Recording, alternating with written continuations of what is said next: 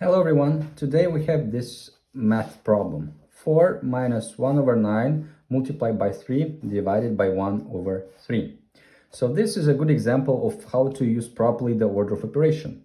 If you remember the order of operation, PEMDAS, where P stands for parentheses, and we must do it in the first place. Here we don't have it. E stands for exponents, we do it in the second place as well. We don't have it, but we have multiplication and division.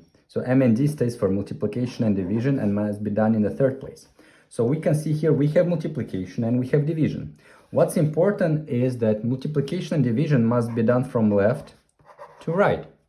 In our case, we first do multiplication and then division. So we don't do first, let's say, 3 divided by 1 over 3. And you think that it's, for example, 1, or you think you flip it properly and you think it's 9. No, first we do multiplication and only then we do division.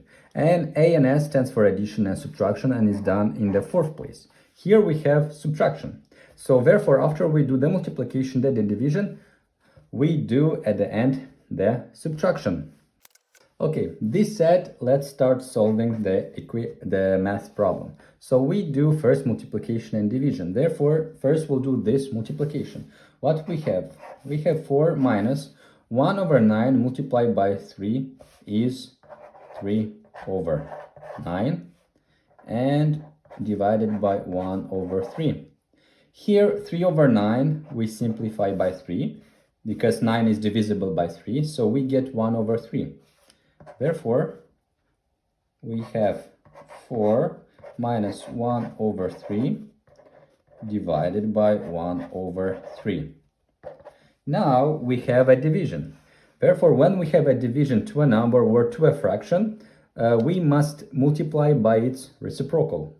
So to make it easier for you to remember, it's called KCF rule, which means keep the first. So let's write again 4 minus 1 over 3. So K stands for keep the first, C stands for change the sign, so we change it to multiplication, and F stands for flip the second. So we multiply by its reciprocal. So now we get a pretty straightforward equation. 1 over 3 multiplied by 3, it's simplifying, so we get 4 minus 1, and the answer is 3.